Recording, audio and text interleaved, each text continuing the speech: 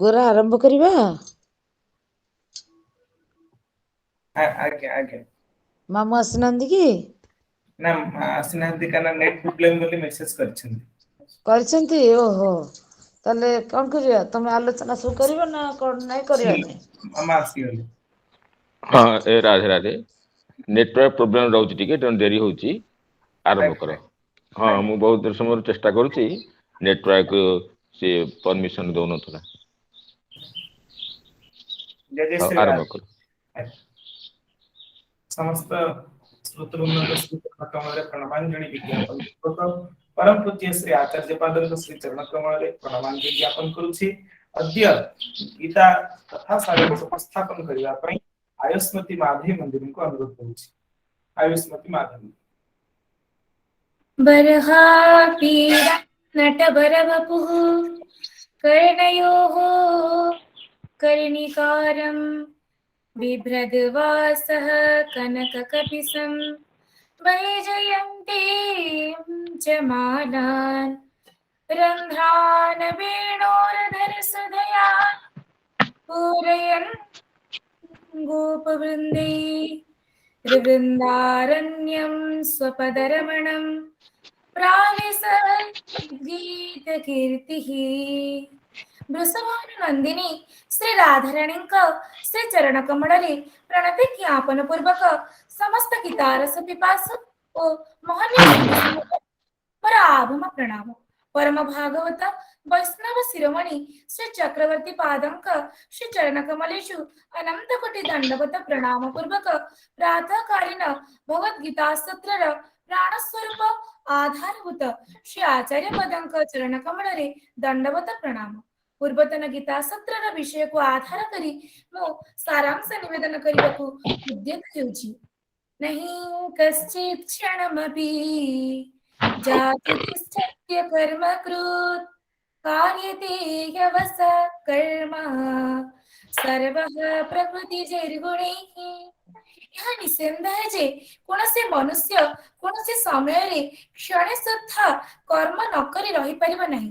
କାରଣ ସମସ୍ତ ପ୍ରାଣୀ ପ୍ରକୃତିରୁ ଉତ୍ପନ୍ନ ଗୁଣମାନଙ୍କ ଦ୍ୱାରା ପରବଶ ହୋଇ କର୍ମ କରିବାକୁ ବାଧ୍ୟ ହୁଅନ୍ତି। ଚତୁର୍ଦ୍ଦଶ ଅଧ୍ୟାୟରେ ଭଗବାନ କହୁଛନ୍ତି ତମସ୍ତ ଜ୍ଞାନଜଂ ବିଦ୍ଧି ମୋହନଂ ସର୍ବଦେହିନାଂ ପ୍ରମାଦାଲସ୍ୟ ନିଦ୍ରାଭି ସନ୍ନିବଧ୍ନାତି ଭାରତ। ସବୁ ଗୁଣ ମଣିଷକୁ ବାନ୍ଧି ଦେଉଛନ୍ତି। ସତ୍ୱଗୁଣ ଜ୍ଞାନର ଆସକ୍ତି ଦ୍ୱାରା, ରଜଗୁଣ କର୍ମର ଆସକ୍ତି ଦ୍ୱାରା, ତମଗୁଣ ପ୍ରମାଦ ଆଳସ୍ୟ ଓ ନିଦ୍ରା ଦ୍ୱାରା ବାନ୍ଧି ଦେଉଛି। ସତ୍ୱଂ ସୁଖେ ସଞ୍ଜୟତି ରଜଃ କର୍ମଣି ଭାରତ ଜ୍ଞାନମାବୃତ୍ୟ ତୁ ତମଃ ପ୍ରମାଦେ ସଞ୍ଜୟତ୍ୟୁତ। ସମସ୍ତ ଗୁଣ ଗୋଟିଏ କ୍ଷଣ ମଧ୍ୟ ବିରାମ ନ ନେଇ ପ୍ରକୃତିର ଜାତ ଗୁଣମାନେ ମଣିଷକୁ କର୍ମ କରାଇ ଦେଉଛନ୍ତି। ମନୁଷ୍ୟ ଜାଗ୍ରତରେ ହେଉ ବା ସୁଷୁପ୍ତିରେ ମଧ୍ୟ କର୍ମ କରୁଛି। ବ୍ୟକ୍ତି ସମାଧିରେ ମଧ୍ୟ କର୍ମ କରୁଛି। ଅଜାମିଳ ପ୍ରସଙ୍ଗରେ ଯମଦୂତ ମାନେ କହୁଛନ୍ତି ଯେ କାର୍ୟାଣ ଗୁଣ ସଂଭୁକ୍ତି ଦେହବାନ କର୍ମକୃତ। ଯିଏ ବି କର୍ମ କରୁଛନ୍ତି ସେମାନଙ୍କର ସତ୍ୱ ରଜ ତମ ଗୁଣ ସହ ସମ୍ବନ୍ଧ ଥିବାରୁ ତେଣୁ ଏ ଶରୀର ମନ ବୁଦ୍ଧି ସବୁ ତ୍ରିଗୁଣ ଅଟେ। ତ୍ରିଗୁଣର ନିର୍ମାଣ ଅଟେ ଏବଂ ଗୁଣମାନେ ପ୍ରତି କ୍ଷଣରେ ପରିମାଣକୁ ସ୍ୱୀକାର କରୁଛନ୍ତି। ତେଣୁ କେହି ମଧ୍ୟ କର୍ମକୁ ଛାଡ଼ି ରହିପାରିବେ ନାହିଁ। ତେଣୁ ସେ କର୍ମକୁ ସତ୍ ଭାବେ ବିନିବିଷ୍ଟ କରିବା ନିର୍ବାସନ ହୋଇ ତଥା କର୍ତ୍ତବ୍ୟ ବୁଦ୍ଧିରେ କର୍ମ କରିବା, ସେହି କର୍ମକୁ ଅନ୍ୟର ସେବା ପାଇଁ କରିବା ଏବଂ କର୍ମକୁ ଭଗବତ ଅର୍ପିତ କରିବା ଏହା ହିଁ ହେଉଛି ବୁଦ୍ଧିମାନର କର୍ତ୍ତବ୍ୟ। ଚକ୍ରବର୍ତ୍ତୀ ପାଦ ଟୀକାରେ କହୁଛନ୍ତି ଯେଉଁ ବ୍ୟକ୍ତିମାନେ ଅଶୁଦ୍ଧ ଚିତ୍ତାବସ୍ଥାରେ ସନ୍ନ୍ୟାସ ନେଇଯାଆନ୍ତି ସେମାନେ ଶାସ୍ତ୍ରୀୟ କର୍ମକୁ ପରିତ୍ୟାଗ କରି ବ୍ୟବହାରିକ କର୍ମରେ ନିମଗ୍ନ ହୋଇଯାଆନ୍ତି। ବ୍ରହ୍ମାଜୀ ପ୍ରିୟଦତ୍ତଙ୍କୁ ଏକ ସୁନ୍ଦର ଶ୍ଲୋକ କହୁଛନ୍ତି ଭୟଂ ପ୍ରମତ୍ତସ୍ୟ ବନ୍ୟସ୍ସୁ ବିଦ୍ୟାତ୍ ସହାସ୍ତେ ସହ ଷଟ୍ସ ପତ୍ନ୍ୟଃ ଜିତେନ୍ଦ୍ରିୟସ୍ୟାତ୍ମରତିର୍ବୁଧସ୍ୟ ଗୃହାଶ୍ରମକି କରୋତ୍ୟବର୍ଜ୍ୟମ୍। ବନରୁ ବନାନ୍ତରକୁ ଗମନ କଲେ ମଧ୍ୟ ଭୟ ନିବୃତ୍ତି ହେବନି। ସେ 6 ଜଣ ଷଟ୍ ସପତ୍ନକୁ ସାଙ୍ଗରେ ନେଇ ଭ୍ରମଣ କରୁଛି। ଯିଏ ଜିତେନ୍ଦ୍ରିୟ ଅଟେ ତାର ଗୃହାଶ୍ରମ କଣ ନିନ୍ଦନୀୟ ହେବ?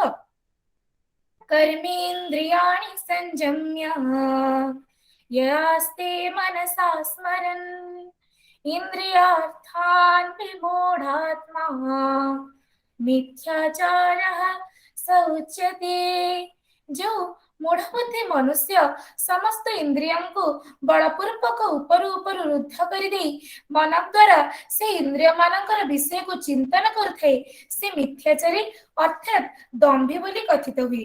प्रहलाद महाराज सप्तम स्कंदर नवम अध्यायर 46 श्लोक रे कहिसंती मौन व्रत श्रुत तपोध्ययन स्वधर्म व्याख्यारहो जप समादय आपवर्ग्यः प्रायः परं पुरुषते त्वजितेन्द्रियाणां वार्ता भवन्ति तनवात्रतुताम्बिकानां मौन व्रत श्रुत तप अध्ययन स्वधर्म व्याख्या एकांतवास जप एवं समाधि ये सब अपवर्गर कारण अटंती किंतु जे अजितेन्द्रिय अटे तापई ये सब अपवर्ग प्रदायक न होई जीविकार साधनाभूत होइथाय ताहा मध्य बेले बेले हुए नाही।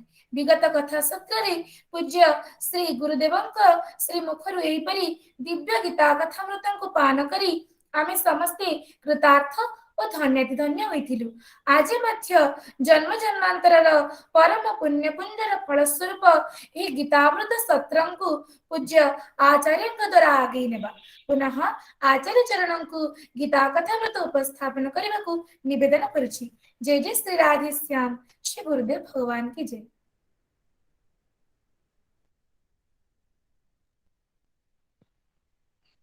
जय श्री राधे। यस्य प्रसादाद् भगवत्प्रसादो यस्य प्रसादान्न गति कुतोऽपि ध्यायंस्तुवंस्तस्य यशस्ति सन्ध्यं वन्दे गुरुश्रीचरणारविन्दम् रक्ताम्भोरुहदर्पभञ्जनमः सौन्दर्यनेत्रद्वयम् मुक्ताहारविलम्बेम मुकुटम् रत्नोज्ज्वलकुण्डलम् वर्षामेघसमाननीलवपुषम् ग्रैवेयहारान्वितं पार्श्वे चक्रधरं प्रसन्नवदनं नीलाद्रिनाथं भजे आजनुलम्बितभुजो कनकावदातो संकीर्तनैकवितरो कमलायताख्यो विश्वम्भरो द्विजवरो युगधर्मपालो वन्दे जगत्प्रियकरो करुणावतारो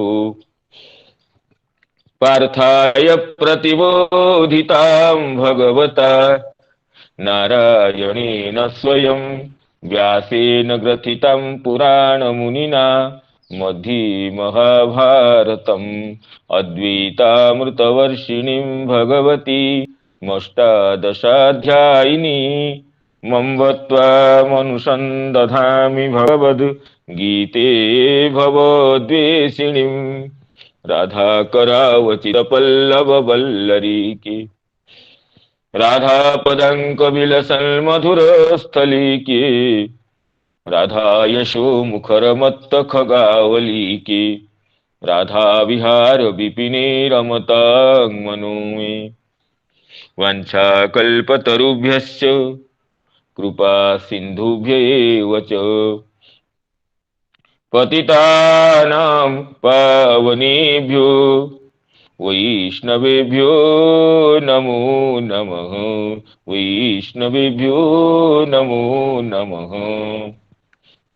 प्रातःकालीन श्रीमद् भगवद गीता सत्ररे समवेत समस्त वैष्णववृंद गुरुजन वर्ग स्निग्ध मित्रमंडली मातृवृंद समस्त महनीय गीता रस पिपासु श्रोतृवर्ग को विनम्र प्रणाम निवेदन करुछि। हमर परम सौभाग्य भगवद गीता बोली अपूर्व दिव्य शास्त्रर दिव्य उपदेश बारिधि रे आमे प्रातः अवगाहन करिवार परम सौभाग्य संप्राप्त होइछि। एथिपई श्रोतृवृंद को जो मानक समुत्साहरु ए कार्यक्रम प्रवर्तित होउछि सेमानकु पुनः कृतज्ञता निवेदन करुछि। जेपरि आयुष्मती माधवी मंजरी गत दिवसर को समुपस्थापन करिसंती तत् संस्मरण पूर्वक तत्पवर्ती प्रसंगरे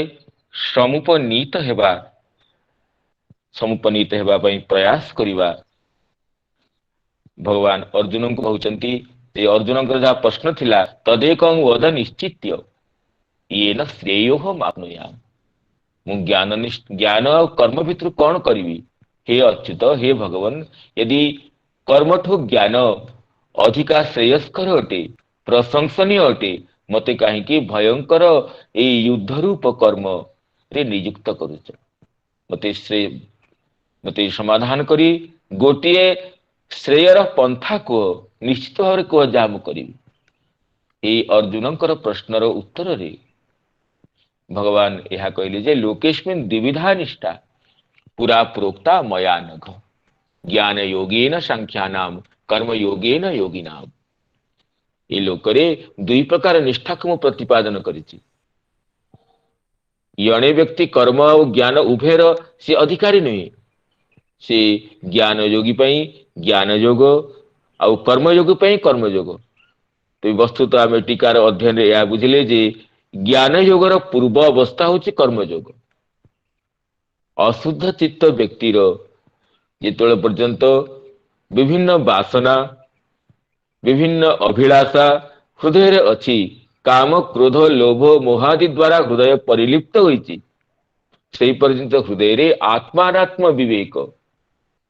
आउ ज्ञान निष्ठा संभव नुहे तेणु सी कर्मयोगर अधिकारी अटे और कर्मयोग अर्थ निष्काम भाव भगवत अर्पित कर्म करिबा निष्काम भाव कर्तव्य बुद्धि रे कर्म करी भगवान चरण सरोज रे चरण नलिन रे से कर्म को कर्मर फल को अर्घ्य भाव रे अजाड़ी देवा होची ये कर्मयोग एवं एपरी कर्म करू करू कर्मयोग रे निरत हो जेतोले साधकर चित्त विशुद्ध हबो काम क्रोधादि दोष रहित हेबो सी ज्ञान योगर अधिकारी हेबो सी कर्म को छाड़ी पारे न छाड़ी पारे किंतु से ज्ञान योगरे स्वतः प्रविष्ट हबो ज्ञान योगरे प्रविष्ट हेले सी जहाँ भी कर्म करिवो कर्तृत्व बुद्धि रहित ही कर्म करिवो आउ कर्तृत्व बुद्धि रहित ही जो करुथुवा कर्म से कर्म नुहे से वस्तुतः अकर्म अटे वस्तु से कर्म बंधन हेतु नुहे आगे भगवान कहिवे कर्मणि अकर्म या पश्येत अकर्मणि च कर्म च सबुद्धिमान मनुष्येषु सयुक्त कृत्स्न कर्म कृत वस्तुतः जे कर्तृत्व अभिमान रहित हुई निजको शरीर बोली मने न करी निजर पूरा सम्मुख स्थित जो कर्म नियुक्त होचे से कर्म ताकू बंधन रे पकाई नहीं से कर्म कर्म नहीं से वस्तुतः से कर्म द्वारा ही से निजर साधन मार्ग रे अग्रसर होता है तेबे अशुद्ध चित्त व्यक्तिर ज्ञान निष्ठार अधिकार नथिवारु तापई कर्मयोग उद्दिष्ट अटे यह कहछ यदि अशुद्ध चित्त व्यक्ति कदाचित कर्म को परिश्रम साध्य मने करी कर्म छाड़ी दबा अत्यंत सहज अनायास साध्य मने करी आलस्य परायण हुई यदि चित्तर संशुद्धि पूर्वरु चित्तर पवित्रता पूर्वरु ज्ञान योगरे अधिकार आसीबार पूर्वरु यदि किए कर्म को परिहार कर दिए तेबे से कौन करे ना तापी कहगला जे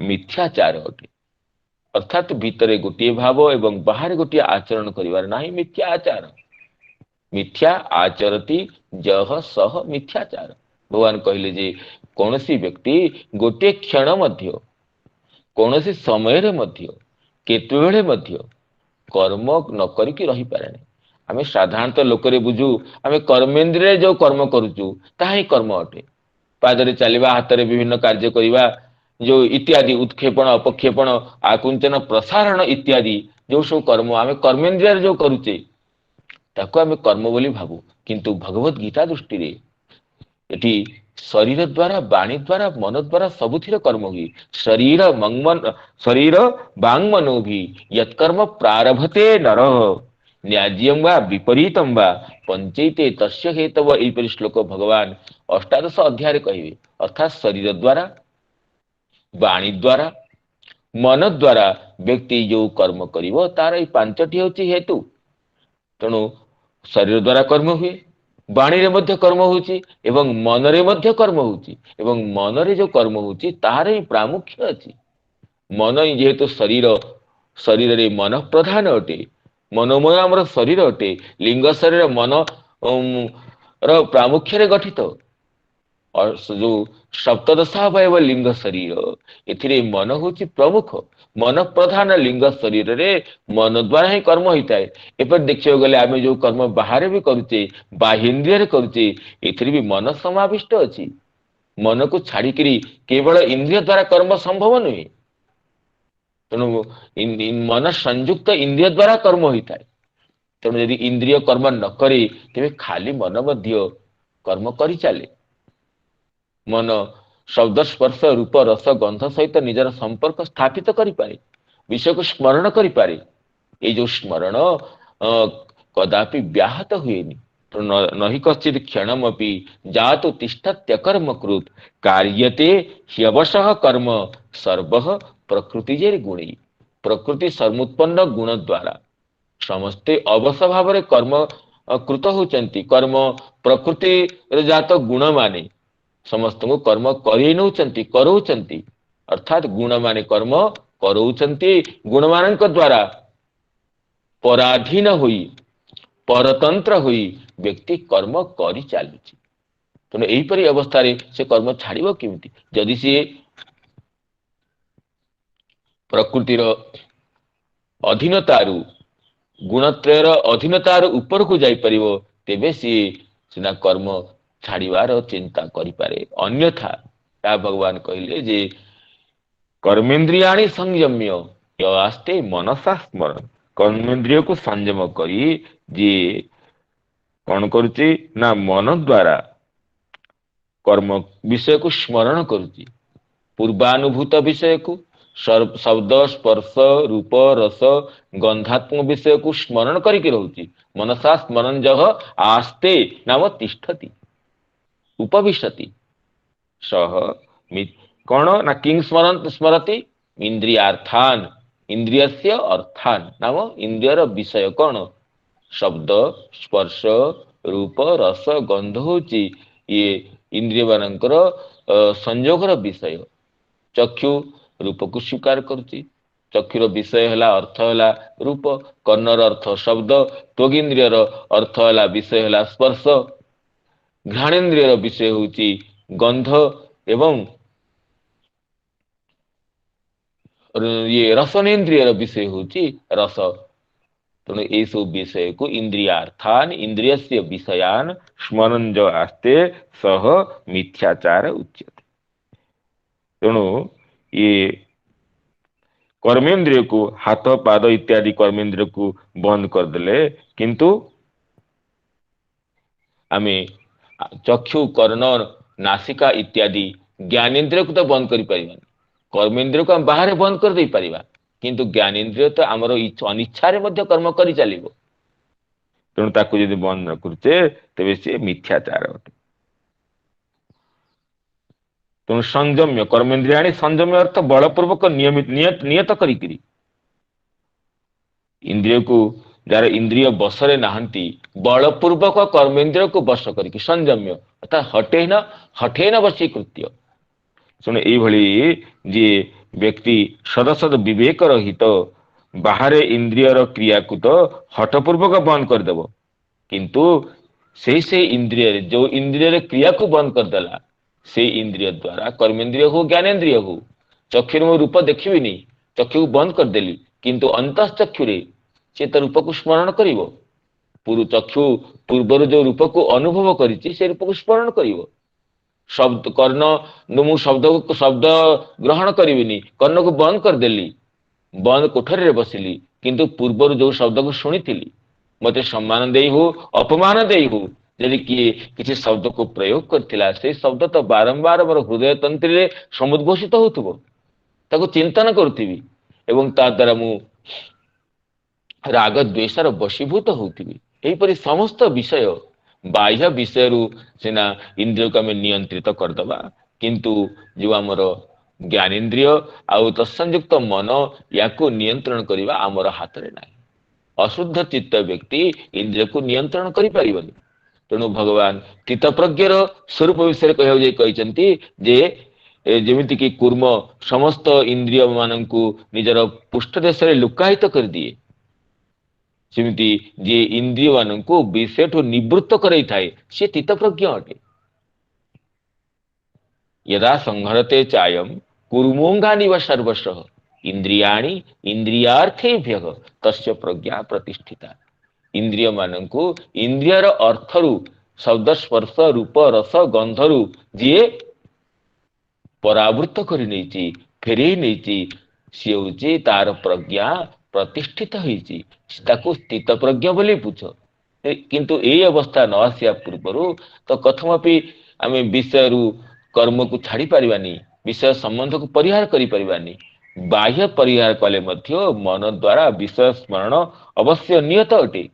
तेणु एपरि जे करे अनधिकारी अवस्थारे जे निजर कर्तव्य कर्म को परिहार करी आत्मानुसंधान नाम जे ज्ञान को आश्रय करते बोली कहे ताकू भगवान मिथ्याचार से मिथ्याचारी अटे, मिथ्याचारवान अटे एपरि कही तार निंदनीयता को स्पष्ट करिसेंति। कर्मेन्द्रियाणि संयम्य जास्ति मनसा स्मरन् इंद्रियार्थान विमूढ़ात्मा मिथ्याचार उच्यते। इंद्रियार्थान विमूढ़ात्मा मिथ्याचार उच्यते। तो ए श्लोकर टीकारे टीकाकार कहते कौन ना ननु तादृशोपि सन्यासी कश्चित कश्चित इंद्रिय व्यापार शून्यो मुद्रिताख्यो दृश्यते। बड़ा सुंदर शब्द रे श्री टीकाकार सारार्थ वर्षिणी टीकाकार श्री विश्वनाथ चक्रवर्ती पाद कहते ननु तादृशोपि सन्यासी, अर्थात यदि चित्त जी भी सन्यास आश्रम को स्वीकार करुच्ची कर्म को परिहार करुच्ची समस्त कौन चित्त शुद्ध होनी, तथापि यदि सी सन्यास आश्रम को स्वीकार करी कि इंद्रिय व्यापार शून्य, इंद्रिय द्वारा कर्मेंद्रिय द्वारा व्यापार न करी ध्यानस्थ ही मुद्रिताक्ष देखा जाउचंती। मुद्रिते अक्षिणी यस्य सह मुद्रिताख्य, मुद्रित हिची निमीलित हिची नयन द्वय जार।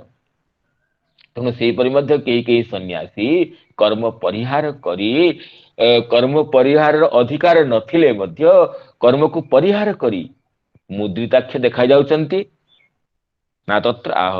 से विषय भगवान ए श्लोक कहले कर्मेन्द्रियाणि नाम बाक पाणी आदीनी, बाक पाणी पाद, बाक पाणी पाद पायु उपस्थ, ये पांचटी कर्मेन्द्रिय आकु निगृह जह मनसा ध्यान छलेन विषयान स्मरण आस्ते। ध्यान तो मनर विषय, आम चक्षु बंद करी परमात्मा को ध्यान करुचे कि विषय को ध्यान करुचे या किए कहब? परमात्मा कहवा था मु निजे कहबी।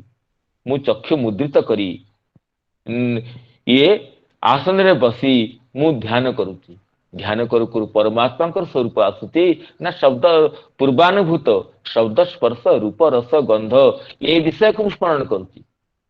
यदि परमात्मा को ध्यान करुची, यदि चक्षु मुद्रण करी आत्मतत्व को चिंतन करुची, परमात्मा को ध्यान करुची, नवनिरद कांति विशिष्ट श्याम सुंदर अनुभव अगोचर अनिर्वचनीय स्वरूप को ध्यान करुची तेरे तो ठीक कथा। यदि नीलाद्रीनाथ जगन्नाथ को स्मरण करुची तेरे ठीक कथा। किंतु यदि मुद्रिताक्ष हुई सांसारिक विषय को संसार सुख दुख लाभ हानि मानापमान जड़ित विषय को चिंता करुची तेबे ताहा तो कौन अटे ना ताहा कहउचंती सह मिथ्याचार हो। ध्यान जह बाक्पाणी आदि इंद्रियाणि निगृह मनसा ध्यान छलेन, मन द्वारा ध्यान करिवार छଳରେ जे विषयान स्मरण आस्ते विषय मानंकु स्मरण करि चलीची। स्मरण तो क्रिया, स्मरण भी तो समस्त क्रिया होची। मानस व्यापार ही बड़ व्यापार, तत्र मानस व्यापार बलवत्व कहते मानस व्यापार ही परे सी बाहर क्रियात्मक रूप नहीं थाए।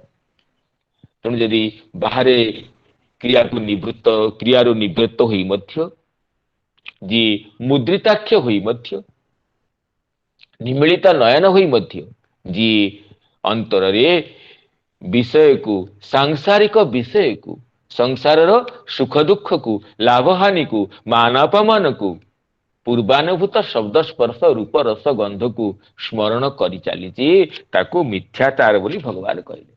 अर्थात मिथ्या आचरती जह सह मिथ्याचार जमी कुंभम करोति यश कुंभकार सेमती मिथ्या मिथ्या अव्यय पद अटे मिथ्या आचरती जह सह मिथ्याचार सी मिथ्या आचरणकारी अटे।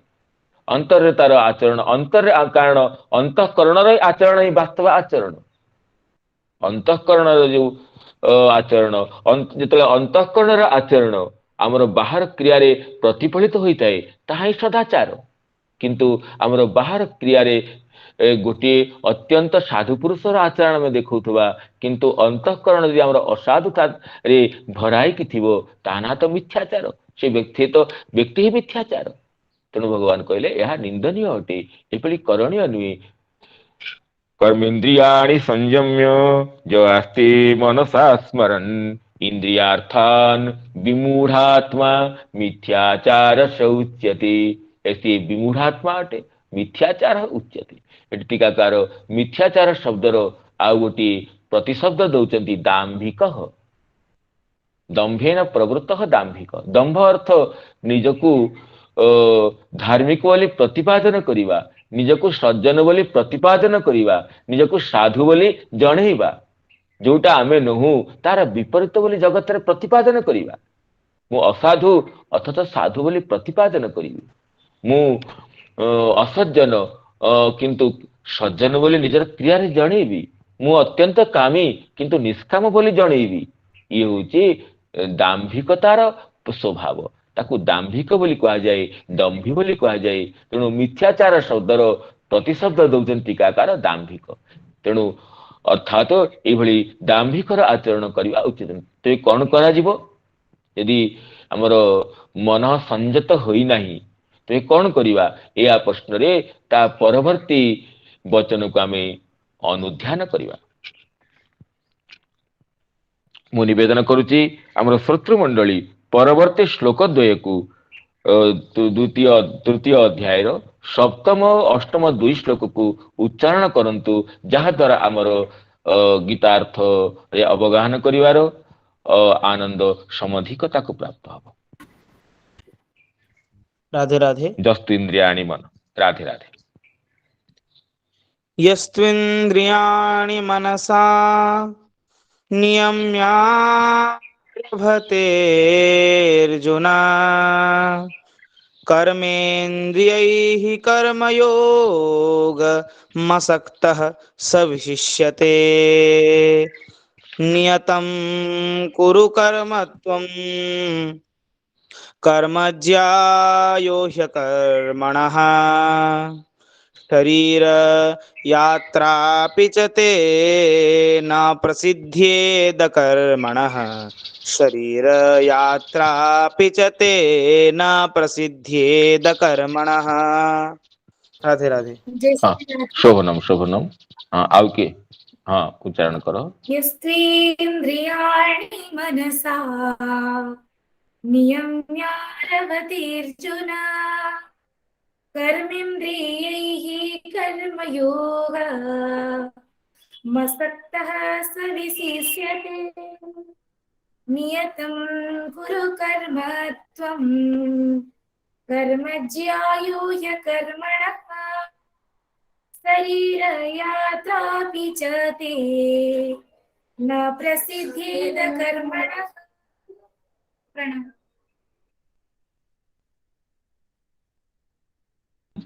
आउ यदि चाहते छात्रवर्ग उत्साही श्रोतृवर्ग उच्चारण करि पारंती श्लोक को।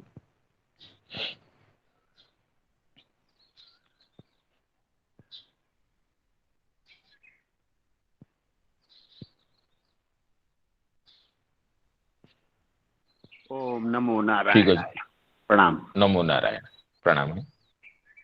चक्षुरिन्द्रियाणि मनसा नियम्यारभतेर्जन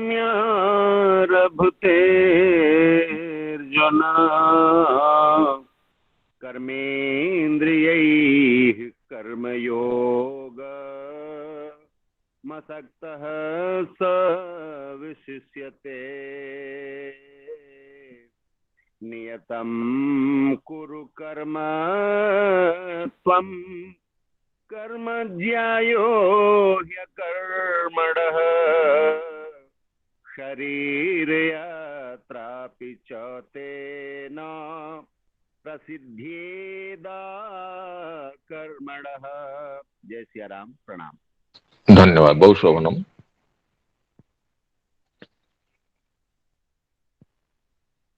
तेरे पुनः आमे गीतार्थ बारिधि अवगाहन पाई समुद्यत हवा।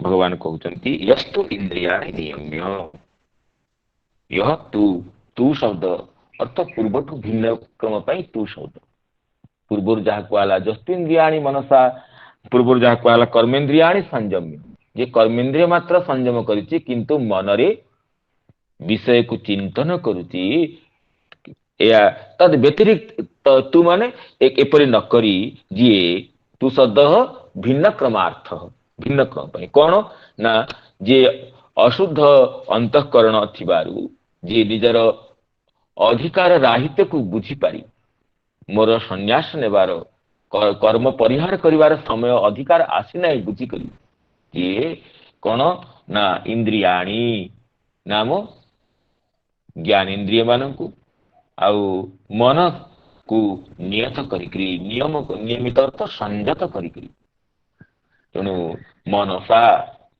इंद्रियाणी और ज्ञानेन्द्रियाणी ज्ञानेन्द्रिय सकल को मनसा मन सहित नियम्य नाम विषयासक्ति निवृत्त करिकरी कौन करुछि ना कर्म आरभते। ये श्रौत कर्म स्मार्त कर्म कर्तव्य कर्म नित्य नैमित्तिक कर्म को आचरण करिथाय अर्थात कर्म योग रे प्रवृत्त होइथाय। कर्मेन्द्रिय ही कर्मयोगम कर्म आरभते। हे अर्जुन कर्मेन्द्रिय कर्मयोगम आरभते सह विशिष्यते जस्तु इंद्रियाणि मनसा नियम्य कर्मेन्द्रिय कर्मयोगम आरभते। कथम सन आरभते असक्तः सक्त अर्थ जे कि आसक्ति युक्त तक सक्त बोली कहउछि दंत्य सकार सक्त तालवे सहल सक्त अंत शक्तिमान दंत्य स अर्थ जे कि आसक्ति युक्त से सक्त न सक्त असक्त अर्थात अनासक्त होई आसक्ति रहित होई जे एपरि कर्म को आचरण करुछि सह विशिष्यते नाम विशिष्टः भवति विशिष्टः भवति। एठी अर्थात कर्म ज्ञानेन्द्रिय को संयत करी जे कर्मेन्द्रिय द्वारा कर्मयोग को आचरण करुछि से विशिष्यते। एठी भिन्न क्रम तूरे श्री मधुसूदन सरस्वती पाद निजार गुणार्थ दीपिका टीकारे अत्यंत स्पष्ट भाव कहिछन देख जे पूर्वर जो कहला ए आश्चर्य देख अर्जुन भगवान कहउछन जणे कर्मेन्द्रिय को निग्रह करिकी जे ज्ञानेन्द्रिय द्वारा कर्म करि चालिछि से पुरुषार्थ रहित हो। पूर्व श्लोक जहाँ कहले कर्म जे कि कर्मेन्द्रिय संयम में जास्ति मनसास्पन अर्थात कर्मेन्द्रिय को जे कि निगृहित करिकी जे किंतु ज्ञानेन्द्रिय द्वारा कर्म करि चालिछि से समस्त पुरुषार्थ रु वंचित होछि अर्थात श्रेय साधन रु पतित होछि। आ पक्षांतर रे जे ज्ञानेन्द्रिय को निगृहित करिकी कर्मेन्द्रिय द्वारा कर्म करुछि से समस्त पुरुषार्थ को प्राप्त होछि। दीटा विपरीत कथा कर्मेन्द्रिय द्वारा कर्मेन्द्रिय को संयत करिकी ज्ञानेन्द्रिय जे कर्म करुछि से पतित होछि किंतु ज्ञानेन्द्रिय को निगृहित करिकी अर्थात राग द्वेष रहित होइकरी जे कि कर्मेन्द्रिय द्वारा कर्म करुछि अर्थ कर्मयोग रूप कर्म करुछि और अनासक्त भाव रे विवेकवान होइकरी फलाभिसंधि रहित होइकरी कर्तव्य बुद्धि एवं कर्तव्य बुद्धि रे क्रियमाण कर्म को मध्य भगवत चरण कमल रे सीए समर्पण करुची एभली जे कि कर्म करुची से ताको कर्मयोगी बोली कहा जाउची तार कर्म को कर्मयोग बोली कहा जाउची एवं से कर्मयोगी विशिष्यते पूर्वठो विशिष्यते नाम विशिष्टः भवति कस्मात् विशिष्टः भवति नाम तस्मात् सन्यासिनः सकाशात् अपि जे कर्म को छाड़ी देकरी मनरे विषय को स्मरण करुची एवं आत्मचिंतन करिवार छଳରେ विषय को चिंतन करुची एभली सन्यासीटु मध्य एई कर्मयोगी जे कि कर्म करिकी मध्य कर्म ये ता सहित आसक्त नुहे लिप्त नुहे कर्म योगरे प्रवृत्त होइछि से विशिष्यते नाम विशिष्टः भवति सब विष्कर्मेन्द्रियाणि जे कि ज्ञानेन्द्रिय को निग्रह करिकी कर्मेन्द्रिय द्वारा कर्मेन्द्रिय को व्यापृत करिकी जे कि केवल कार्य करुची इंद्रिय को मन को संयत करिछि जाको चित्तप्रज्ञान स्वरूप आमे पूर्वरु पढिचे तस्मतानि सर्वाणि संयम्य युक्त आसीत मत्परः वशे ही यशेन्द्रियाणि तस्य प्रज्ञा प्रतिष्ठिता समस्त इंद्रिय को संयत करिकी मत्पर होइके संयत कर एवं ताकु मध्य पूर्व कहाइछि राग द्वेष वियुक्तैस्तु विषयान इंद्रियैः चरन् आत्मवश्येर विधेयात्मा प्रसादम अधिगच्छति राग विषय सहित अनुकूल विषय प्राप्ति रे राग प्रतिकूल प्राप्ति रे द्वेष एई राग द्वेष द्वारा ही इंद्रिय माने हमकु अधीनस्थ करिथांती कि जार राग द्वेष रहित सी इंद्रिय को चाहिले जोठी लगई परिवो अथवा सेठो निवृत्त करि परिवो इंद्रिय तार अधीन रे अछंती से इंद्रियर अधीन नुहे तेणु अधीनस्थ इंद्रिय द्वारा जे कर्म करुची अनासक्त होई करी फलाभिसंधि रहित होई करी सुख दुख रे समभावापन्न होई करी लाभ अलाभ रे समचित्त होई करी जे कर्म करुची एवं कर्म को भगवत अर्पित भाव करुची हे प्रभु मु जहा कर्म करिची तार फल सबु तुमको समर्पित करुची मु ए फलर अधिकारी तुमे ए जे कर्म समर्पण करुची से होची विशिष्यते नाम विशिष्टः भवति पूर्वस्मात् अधिकः भवति श्रेष्ठो भवति यस्त्विन्द्रियाणि मनसा नियम्य रभतेर्जुनः कर्मेन्द्रिय यस्त्विन्द्रियाणि मनसा नियम्य रभतेर्जुन कर्मेन्द्रियै कर्मयोग मसक्तः स विशिष्यते। तो ए श्लोक रे टीकाकारंकर जहा वचन अछि ताकु टिके पाठ करछि मु एतद विपरीतः शास्त्रीय कर्मकर्ता गृहस्थस्तु श्रेष्ठ तेणु भगवान सन्यासीठु मध्य गृहस्थ को श्रेष्ठ बोली कहले जे कि मिथ्याचार परायण सन्यासी अन्यथा सन्यास आश्रम तो चतुर्थ आश्रम तो श्रेष्ठ अटे सन्यास आश्रम तो गृहस्थ आश्रम तो अधिक अटे किंतु जे मिथ्याचार परायण सन्यासी निजर चित्त अशुद्ध थिले मध्य कर्म रे आलस्य होई निजको आत्मचिंतन परायण सन्यासी भाव में प्रतिपादन करिया पई जे कर्म परिहार कर देइची ध्यानस्थ होइची निमिलित नयन होइची मुद्रिताक्ष होइची अथच मन द्वारा विषय को स्मरण करुची से सन्यासीठु किंतु गृहस्थ श्रेष्ठ जी निष्काम भाव रे भगवत अर्पित कर्म रे प्रवृत्त होउची जस्तु इति कर्म योगम ना शास्त्र विहित कर्म यज्ञ दान तप अध्ययन इत्यादि श्रौत कर्म पंचयज्ञ आदि स्मार्त कर्म एवं निजर कर्तव्य कर्म जहा जे करुची ठीक भाव रे आचरण करुची से विशिष्यते असक्त अफलाकांक्षी विशिष्यते जो शब्द आछि असक्त अर्थ आम लोग अनासक्ति आसक्ति रहित आसक्ति कौथरे रहे कर्मर फल रे मु एई कर्म करछि मते ठीक फल मिलिबो यदि फल न मिलिला सांगे सांगे हमर क्रोध आसी जाउची अरे से लोक कर्म न करिकी फल पाउची मु कर्म कली काई फल पाइलेनी किंतु कर्मर फलदाता जे दैव अटे दैवर जे नियंता भगवान अटंती या को हम भूली जाउची हम भाउचे मु कर्म करछि मु फल पाइबी ए जो अहंकार एवं जो फल रे आसक्ति यही बंधन हेतु और असक्त अर्थ ना अफलाकांक्षी फल को जे आकांक्षा करू नाही फलाकांक्षा रहित।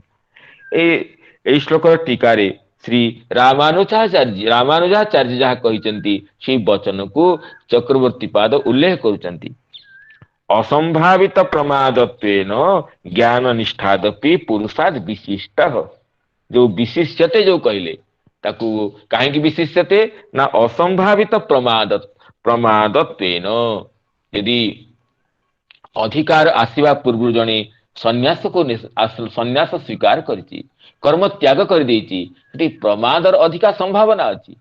जो श्लोक आम काली आलोचना करथुले जे जे कि वन को चली गले मध्य सांगरे मन को नहीं कि जीव तेणु सी तार यदि इंद्रिय असंजत होइछि तार वनरे मध्य भय अछि। यतः स आस्ते सट सपत्न तो शत्रु तेणु जह सह सट सपत्न आस्ते सट सपत्न जस्य काम क्रोध लोभ मोह आदि जो 6 जन शत्रु को सांगरे नहीं कि आमे गृह मध्य वन को जीवा। तेणु वन को गले मध्य मन को सांगरे नहीं कि जीवा मन को छाड़ी जाई परिबानी। तेणु वन को मध्य निजर मन को नहीं कि गले सी मन थिबा 6 जन शत्रु आमु सेमती पीड़ा देवे। किंतु यदि से शत्रु को जने नियंत्रित करी शत्रु को अधीनस्थ करी गृह मध्य रही गृह कार्य करिवो तार प्रमादर संभावना कम अछि। किंतु यदि मनरूप शत्रु को नहीं कि वन को गले तार प्रमादर माने त्रुटिर अनवधानतार दोषर अर्थात कर्म छाड़देले अनधिकार अवस्था विकर्म प्रवृत्ति हुए। तेणु तदपेक्षा आम कर्तव्य कर्म को समीचीन भाव फलाकांक्षा रहित ही कले असंभावित प्रमादत्वेन असंभावित प्रमाद जेन असंभावित प्रमाद तस्य भाव असंभावित प्रमादत्वम तेन अर्थात जे कि कर्मेंद्रिय निजर विषय रे आसक्ति रहित हुई कर्मेंद्रिय द्वारा अनासक्त भाव कर्म करुचे ता द्वारा प्रमाद केवे अधिका हब नाही प्रमादर संभावना कम करा जाउची।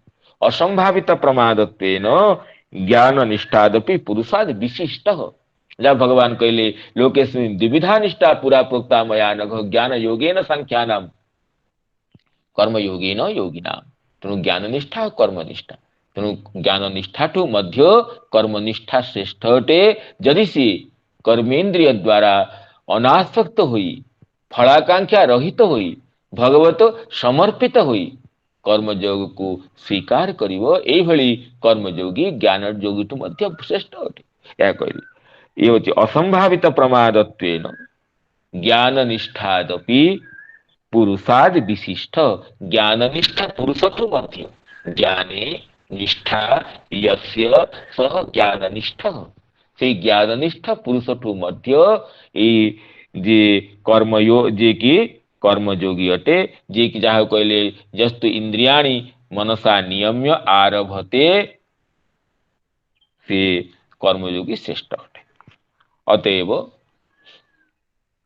अनधिकार अवस्थारे निजर कर्तव्य कर्म को श्रौत स्मार्त कर्म को परिहार करी संन्यास स्वीकार करी निजको ज्ञान योगी कहवा अनुचित अटे। अपितु निजे अनासक्त होई कर्म करिबा कर्म योगरे रहिबा ये श्रेष्ठ अटे भगवान बुझे।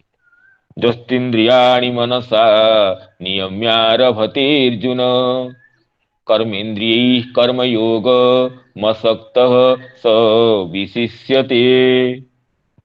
अतएव तेणु कौन कर्तव्य ताकू पुणी आउ थे कहते नियतम कुरु कर्मत्वं कर्म ज्यायो ह्यकर्मणः नियतम कुरु कर्मत्वं कर्म ज्यायो ह्यकर्मणः शरीर यात्रा पीचते न प्रसिद्धेद कर्मणः शरीर यात्रा पीचते न प्रसिद्धेद कर्मणः। कहते भगवान जे नियतम कुरु कर्मत्वं कर्म ज्यायो ह्यकर्मणः तुम्हें नियत भाव तेणु निश्चित भाव कर्म कर कर्म ज्यायो ह्य कर्मणः अकर्मणः कर्म ज्यायः आम ज्याय शब्दर आलोचना करथिले पूर्वरु प्रकृति प्रत्ये विचार करथिले किए कहबो माधवी मंजरी कुह प्रणाम सर ज्याय शब्द हाँ कुह प्रशस्य युक्त यशुंडु होची जयस हाँ हाँ कौन होची प्रशस्तान कौन आदेश हैला जी आदेश है हाँ ठीक अच्छे हाँ धन्यवाद तेणु ये अच्छा। ज्याय अर्थ तो विग्रह कौन बते ज्याय शब्दर ज्याय शब्दर विग्रह कौन है तेबे विग्रह कुह सर श्रेष्ठ नहीं विग्रह वाक्य रे कुह तार श्रेष्ठ तो बुझीला तार वाक्य रे विग्रह कौन जेमिति अयं अनयो अतिशयन सुंदर सुंदर तर होची अयं एसु अतिशयन सुंदर सुंदर तम होची सेमिति ज्याय शब्दर विग्रह कौन कहे वाक्य रे अयम अनयो अतिशयन श्रेष्ठ प्रशस्य तुम कहल अयं कह कारण ये ज्याय क्लिबलिंग रही तेणु इदम कह इदम अनयो अतिशयन प्रशस्यम प्रशस्यम इति ज्याय यदि स्त्रीलिंग करवा आम इयम अनयो अतिशयन प्रशस्या इति ज्यायसी यदि पुलिंग हब अयम अनयो अतिशयन प्रशस्य इति ज्यायान तेणु पुलिंग रे ज्यायान स्त्रीलिंग रे ज्यायसी आउ नपुंसक लिंग रे ज्याय तेणु ये ज्याय कहुई कर्म कर्म हूँ क्लिबलिंग तेणु कर्मर विशेषण भाव ये ज्याय कर्म ज्याय काठू श्रेष्ठ अकर्मण कर्मण अभाव अकर्म कर्मर अभाव ठू माने कर्मर संन्यास ठू कर्म छाड़देवाठू कर्म करवा श्रेष्ठ कर्म संन्यास अवस्था कर्म परिहृत होता है आत्मज्ञान व्यक्ति निश्चित होता है किंतु से अवस्था अनधिकारी अवस्था कले ता अपेक्षा कर्म करे किंतु ताहा निंद्य अटे कारण कर्म सीना बाहर परिहृत हो अंतर रे परिहृत हो पारिबो नाही तेणु यही कथा ये कहते जे कर्म अकर्मण कर्म ज्याय आ देखा गले यदि कर्म जन छाड़देव कौन छाड़ श्रौत कर्म स्मार्त कर्म छाड़देव शरीर कौन कर्म छाड़देव स्नान करवा भोजन करवा छाड़देव निजर दैनंदिन कर्म छाड़ी पारिबनी शरीर एवं निजर आजीविका केमी चलो गृहस्थ हो तो से कर्तव्य निजर आजीविका में कर्म करुच्ची सन्यास हेले से भिक्षावृत्ति करिया पड़िबो तेणु शरीर यात्रा पिचते न प्रसिद्धेत अकर्मण पूरा पूरी कर्म जन छाड़देव कि तार शरीर निर्वाह मध्य संभव नहीं शरीर यात्रा शरीर से यात्रा नाम शरीर जो स्थिति शरीर निर्वाह से भी संभव हबनी जे परम निष्ठा अवस्था अच्छी सी अजाचित वृत्ति हुई आजगर वृत्ति को अवलंबन करी शरीर रहू न रहू मु ध्यानस्थ रही जिते भगवान देवे किसी शरीर पर अन्न ता ग्रहण करी साधक ये सिद्ध तो विरल अन्यथा आम कर्म छाड़देले शरीर यात्रा पाई शरीर निर्वाह पाई कर्म करिया पड़िबो अतएव भगवान कहले तेरे शरीर यात्रा पीते न प्रसिद्धेत अकर्मण ये जो नियतम कुरु कर्मत्वम कुरु कहले ये त्वं बोली आसीगला कारण कुरु शब्द हूँ क्रू धातुर लोट लकार मध्यम पुरुष एक वचन रूप त्वं कहीं कहला उतरे ये टीकाकार श्री मधुसूदन सरस्वती पाद गूढ़ार्थ दीपिका टीकारे अति सुंदरतार हेतु दौरान कहले त्वं एठी कौन होची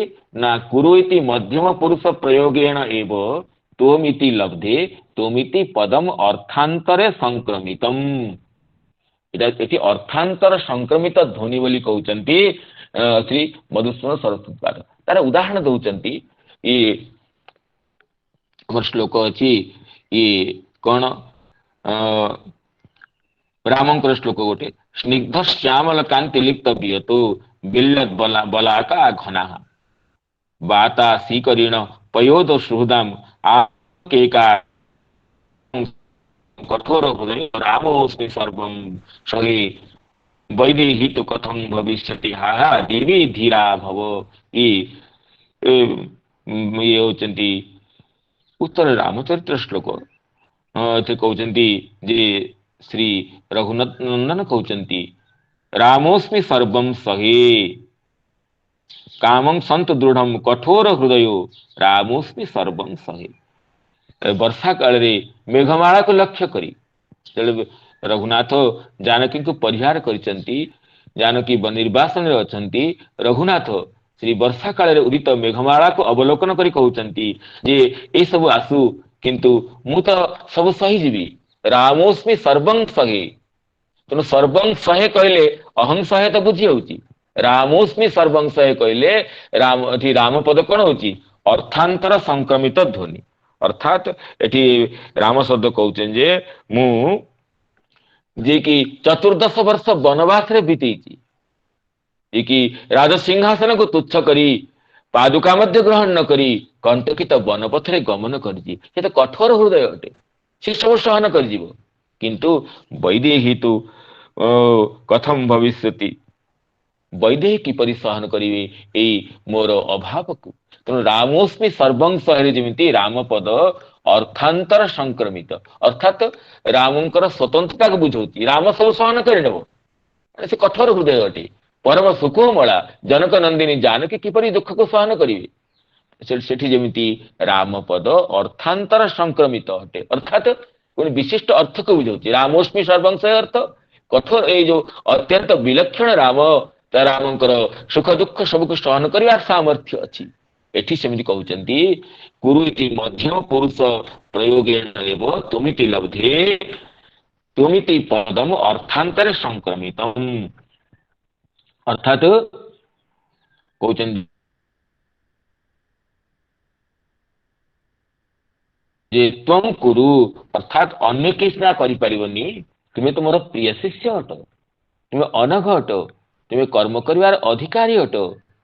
तेणु त्वं अर्थ त्वं पदरे एठी अर्जुन को भगवान किछि विलक्षण भाव कहउछन। त्वं कुरु अर्थात तुमे अन्य के करि न पारे किंतु तुमे ए कोन कर नियतम गुरु कर्म त्वं त्वं अर्थ मम प्रिय शिष्य जे कि युद्ध में मते मोर शिष्यत्व स्वीकार करियो कार्पण्य दोष उपहत स्वभाव पृच्छामि त्वं धर्म संगूढ़ चेता कई यच्छेयस्या निश्चितं ब्रूहि तमे शिष्यस्तेहं साधी मां त्वां प्रपन्नं कही जे कि कठोर युद्ध भूमि मध्य शिष्यत्व को जेते स्वीकार करिछ तुम पाई तो ये कथमपि दुर्लभ नुहे।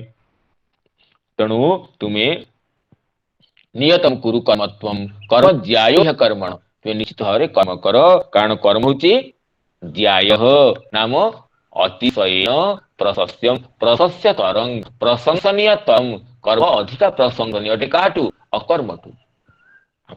आमे साधारण को भावती कर्म करवा श्रेष्ठ बोली आम पाई कुआ जाउनी शास्त्र दृष्टि कुआइछि जे कर्मठु ज्ञान श्रेष्ठ अटे तद विषय विचार होची कर्मठु ज्ञान श्रेष्ठ अटे कर्मर परिहार करी ज्ञान निष्ठा श्रेष्ठ अटे किंतु भगवान एटी विलक्षण भाव कहउछे नाई नहीं ज्ञान निष्ठाठू मध्य संन्यासठू मध्य कर्मयोग श्रेष्ठ अटे जदि सी अनासक्त भाव फलाकांक्षा रहित ही कर्म करुथुबो से कर्म अकर्मण नाम कर्मण अभाव अकर्म तस्मात् अकर्मण अकर्मठू मध्य कर्म श्रेष्ठ अटे। कारण कर्म सब छाड़ी देले कौन हम ना शरीर यात्रा पीचते न प्रसिद्धि तुम शरीर निर्वाह मध्य श्रेष्ठ हम ना। टीकाकार केवल 2 पंक्ति कहउछन ताकु पाठ करछि तस्मात् त्वं नियतम नित्यम संध्योपासनादि कर्म कुरु कर्म कुरु अर्थ निजर श्रौत कर्म श्रुति प्रतिपादित कर्म एवं स्मृति प्रतिपादित कर्म से नियत भाव कर अकर्मण कर्म संन्यासात् सकाशात् ज्यायः श्रेष्ठम। तेणु अकर्मठू अनधिकारी अवस्थारे कर्म परिहार करिकरी निमिलित नयन होइकरी विषय को स्मरण करने अपेक्षा ये अनासक्त भाव रे कर्म करने सर्वथा श्रेष्ठ अटे।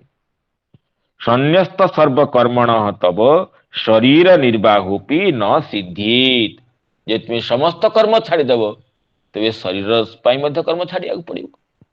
तो शरीर यात्रा किपरि हबो, शरीर निर्वाह किपरि हबो, कौन समस्ते आजगर वृत्ति को अवलंबन करें? अजगर कर्म करूना गोटे जगह पड़ी रोची जहाँ मिलला खाइब नहेले सी मास मास पड़ी रही आजगर वृत्ति तो समस्त संभव नुहे। तेणु यदि शरीर यात्रा कर्म कर तेरे सी कहीं सब अन्य कर्म निष्काम भाव करनी। तेणु शरीर यात्रा पिचते न प्रसिद्धेत अकर्मण। यदि अकर्म हम कर्मर न करिवो तेरे शरीर यात्रा नाम शरीरस्य निर्वाह न संभवेत। नियतम कुरु कर्म त्वं कर्म ज्यायो ह्यकर्मणः शरीर यात्रा पिचते न प्रसिद्धेत अकर्मणः। तेणु एपरि भावरे कर्मर श्रेष्ठ को अर्थात निष्काम भाव फलाकांक्षा रहित हुई राग द्वेष परिहार पूर्वक आसक्ति परिहार पूर्वक निष्काम भाव कर्तव्य बुद्धि रे कर्म करी से कर्म को कर्मर फल को अर्घ्य भाव श्री इष्टदेव चरण कमल अर्पण करदेवा। प्रभु मु तुम आदेश कर्म करुच्ची कर्मर फल शुभाशुभ सुख दुख लाभ हानि मान अपमान सब तुमर। आम तो उल्टा करुचु भलटा को नहीं जावा खराबटा को देदेवा अन्य को ताहा नुहे। भल मंद शुभ अशुभ लाभ हानि सबको भगवत चरण रे समर्पित करदेवा।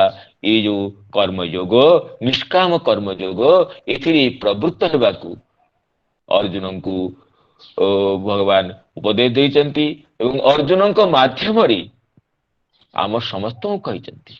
अर्जुन को निमित्त करी अर्जुन को मध्यस्थ करी अर्जुन को माध्यस्थ्य अर्जुन ब्याजरे आम समस्त को विश्ववासी को भगवान नियतम कुरु कर्म त्वं कर्म ज्यायो कर्मण निष्काम भाव कर्म कर एवं इथे अनासक्त हो।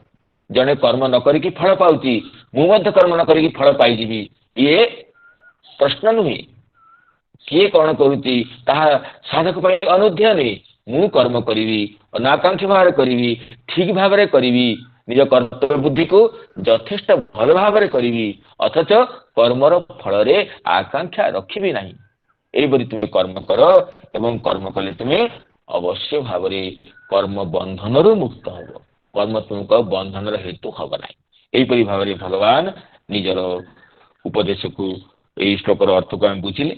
वर्तमान समय सीमा पूर्ण होची तेणु समस्त श्रोतृमंडली चरण रे विदग्ध श्रोतृवृंदर निकट रे प्रणाम विज्ञापन पूर्वक संजात त्रुटि विच्युति प्रमाद अथवा जो अनवधानता क्षमा प्रार्थना पूर्वक निजर वाणी को विश्राम दौची विराम दौची। पुनः भगवत अनुकंपारे आगामी दिवस मान शनिवार रविवार आम 2 दिन विश्राम देचु।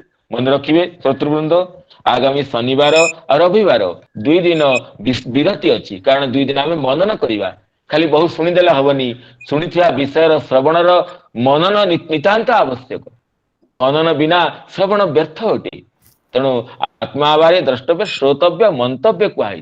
तेणु सप्ताह 5 दिन आम शुणा आ शनिवार रविवार 2 दिन आम विरत नहीं पढ़ी विषय को से समय आम मनन करवा। से 5:30 ରୁ 6:30 आम पूर्व पठित विषय को पूर्व श्रुत विषय को चिंतन मनन अनुध्यान करवा। तेणु मु शत्रुमंडली को निवेदन करुच्ची आम समस्ते पठित विषय को शनिवार रविवार 2 दिन मनन करवा। पुनः सोमवार दिन 5:30 को अत्यंत उत्साह आनंदित चित्तरे आम भगवद गीता आलोचना सत्र आम समाविष्ट हवा। एथिपाई आगामी सोमवार पाई समस्त श्रोतृमंडली को प्रार्थना सहित निवेदन सहित प्रणाम सहित निजर वाणी को विराम दौची। जय जगन्नाथ। जय भगवती गीता माता की जय।